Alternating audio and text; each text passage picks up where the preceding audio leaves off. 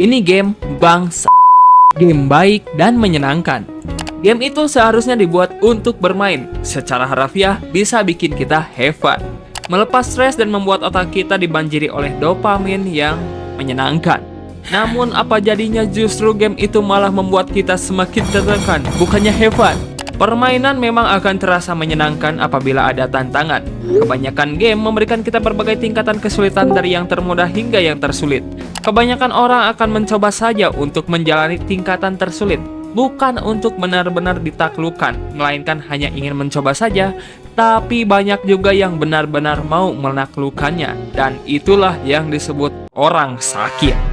Mereka memainkan game seperti makan bakso dengan sambal lebih dari 6-7 sendok. 6-7. Dan saat menyantap bakso yang dinamakan game itu, mereka benar-benar merasakan sakit, namun juga kenikmatan di balik rasa sakitnya. Semakin mereka tersakiti, semakin berambisi juga untuk menaklukkan gamenya. Mereka akan berjuang mati-matian sampai mentalnya hancur. Dan ketika mereka berhasil mengalahkan gamenya, mereka akan merasa seperti sudah puas hingga kelima. Setelah itu apa yang akan terjadi? Hingga seterusnya, mereka akan terus mencari tantangan sulit lainnya sampai akhir hayatnya. Itu lebay sih. Game-game yang mereka cari biasanya bergenre Souls-like, yang dimana pencetus genre ini adalah game Dark Souls dan juga hardcore game kayak God Hand atau Kate Mario. Game rhythm kayak Guitar Hero sama Osu masuk gak ya? Kan ada juga tuh yang mainnya gak ngotak. Menurut lu gimana? Tulis di kolom komentar. Dan balik lagi ke topik tadi, mereka memilih game-game tersebut karena mereka akan merasa tertantang jiwa raganya jika memainkan game itu. Dan seperti yang gua bilang tadi, mereka akan terpuaskan apabila berhasil menaklukkan gamenya.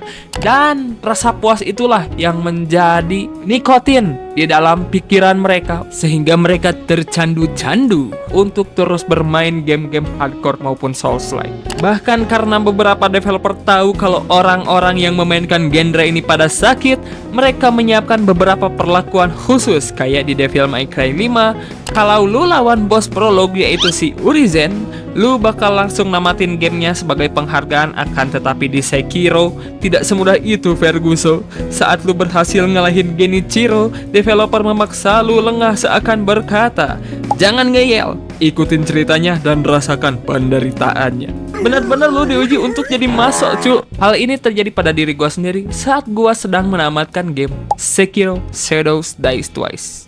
Jujur, gua tipikal orang yang suka sama adventure atau kisah-kisah. Kalau ada tantangan di game ya gua anggap itu bumbu penyedap aja. Awal gua main game ini gua stres berat karena musuh-musuh yang gak ngotak. Bahkan gua bisa mati karena ayam. Bayangin. Ayam. Wow. San. Wah, gelo. Anjir, modar sama ayam. Hina modar sama ayam. Tapi lama-kelamaan gua merasa iya. The hell.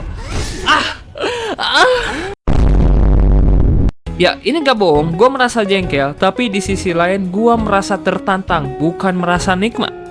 Saking jengkelnya, gue berusaha naklukin bos yang kata orang sulit hanya bermodalkan 2 item healing.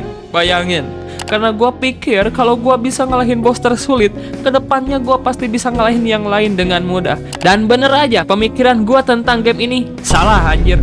Meskipun gue udah ngalahin bos yang tersulit sekalipun musuhnya malah makin nambah sulit. Bangke mah. Mulut gue yang awalnya soft spoken sampai keluar kata-kata seperti "Klasik Kigami ku, anjir." Oh yes.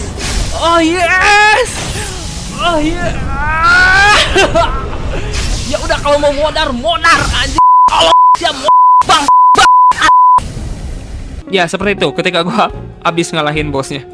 Intinya game-game kayak gini gak cocok buat lu yang gampang stres, mudah nyerah, atau lagi dalam tekanan.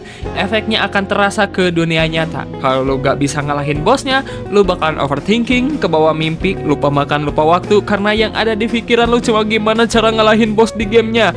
Serius, kalau lu tipikal orang yang males belajar dan tetap mau main game kayak gini, meskipun lu skill issue, jangan bilang gua gak memperingati lu. Tapi kalau lu mau nonton orang cara mainnya gimana, lu bisa subscribe ke channel ini karena gua suka live stream game-game seperti itu. Juga jangan lupa like, komen, dan share ke teman-teman lu yang suka game-game hardcore maupun Souls-like kayak gini. Gua Dre from the other side, sampai ketemu di video selanjutnya. Thank you.